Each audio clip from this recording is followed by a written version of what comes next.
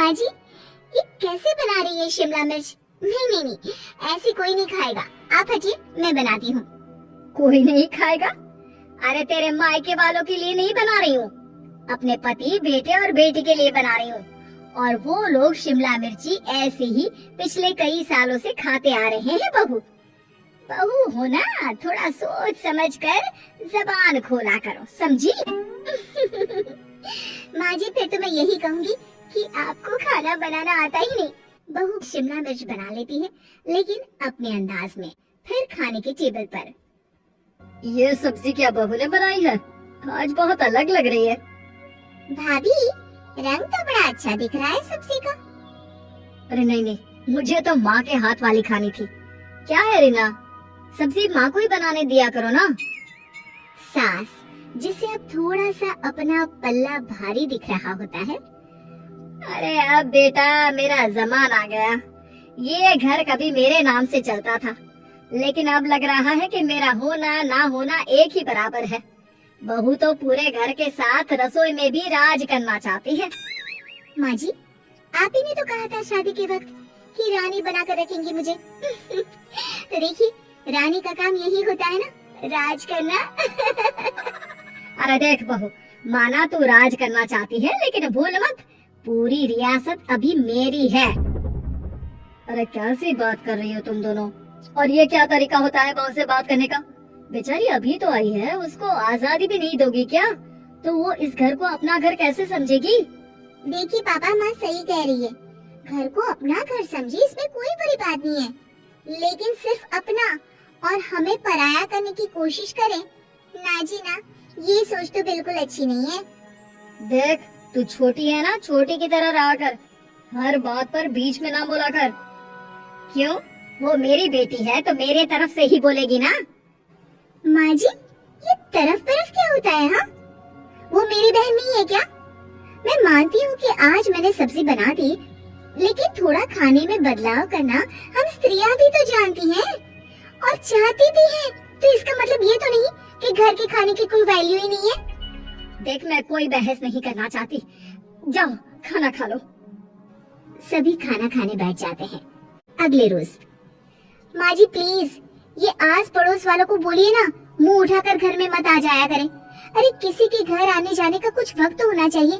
यहाँ तो सारा दिन मानो लोगों ने धर्मशाला बनाकर रखी है। बहू, वो हम लोगों के परिवार जैसे हैं, पिछले 25 साल से हमारे साथ है, और ये मेरा घर है। यहाँ कौन आएगा कौन नहीं, ये तू कैसे डिसाइड करेगी?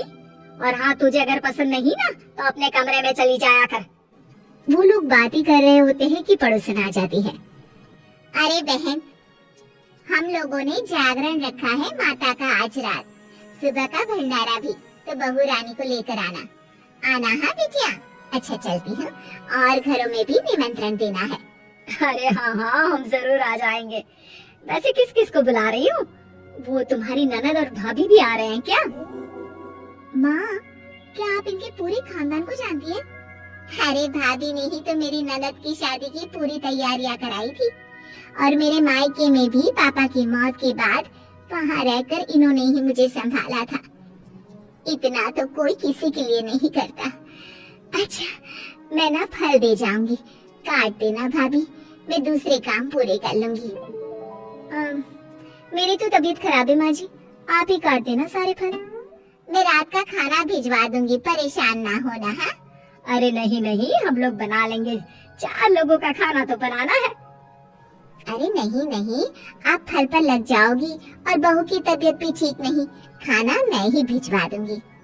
पड़ोसन चली जाती है और सास बहू की तरफ देखती है। देखा, जिसे तू धर्मशाला बोल रही थी, वो कितने अपने हैं। हाँ माँ जी, आप उनका काम कर रही हैं, उनके जागरण का प्रसाद तैयार कर रही हैं, तो वो क्या इतना भी नहीं करेंगे आपके लिए? ओहो, तुझसे बहस क्या करना बहू। तभी बहू की माँ आ जाती है। अरे बहन जी, बेटी से मिलने का मन किया तो बिना बताए ही आ गई, बुरा न मानना। ये मत समझना कि ये मेरा घर नहीं, कोई धर्मशाला है। अच्छा अच्छा, तो ये घर पर आए मेहमानों को घर नहीं, धर्मशाला वाला समझाने वाली आप ही हैं। वैसे आपको खुशी होगी कि आपकी बेटी के संस्कार भी ऐसे ही हैं। अरे माँ, किन बातों को सुन रही हो? आओ अंदर आ जाओ माँ। माँ बेटी के साथ अंदर आती है तो उसे अचार की महक आती है। हाय रे, कितनी अच्छी महक है। क्या बनाया है बहन जी? अचार बनाया है। आपकी बेटी बोल रही थी कि आप लोग कुछ अलग तरीके से बनाते हैं। मैं तो बस ऐसे ही। हम लोगों के घर पर तो अचार टिकता ही नहीं है। अरे आता ही किसे है अचार बनाना? लेकिन जैसे ही बेटी माँ को कमरे में ले जाती है, क्या है माँ, क्यों आ गई यहाँ पर? बताकर तो आना चाहिए। अरे कैसी बात कर रही है बेटी? माँ को बेटी से मिलने का मन किया तो क्या माँ नहीं आ सकती? आ सकती है माँ, क्यों नहीं, लेकिन तू ना पूरा खेल बिगाड़ रही है। खेल? कैसा खेल बेटी? मुझे भी तो बता देती तो मैं भी खेल लेती। माँ, जब से शादी करके इस घर में आई हूँ ना, सासू माँ ने मेरा घर का रट लगा कर रखा है। अब मैं ये बताना चाहती हूँ कि यहाँ मैं आ गई हूँ। कोई भी चीज जो पहले होती थी वो ठीक नहीं थी, तो मैं उसे परफेक्ट करूँगी। अच्छा, यानी बात सिंहासन की है कि पहली रानी को उतारना है। हाँ माँ, तुम्हें जो समझना है समझो, लेकिन बात तो यही है। पर बेटा, वो बेटी कुछ नहीं समझती और दरवाजा खोलकर बाहर चली जाती है। माँ, जो कि एक अच्छी औरत होती है, बेटी को समझाने की कोशिश तो करती है।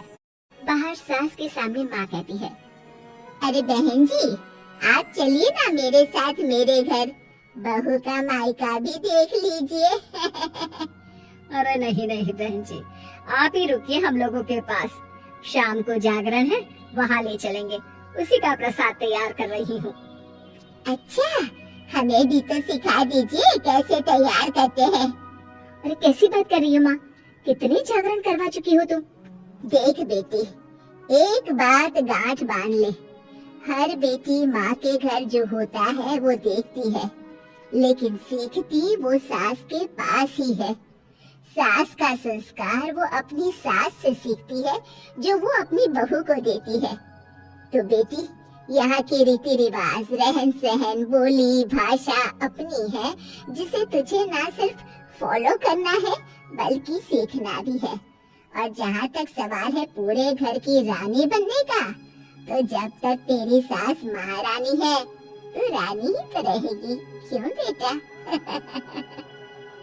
बहू माँ की बात समझ जाती है और सास भी बहू की माँ का मन ही मन शुक्रिया अदा करती है।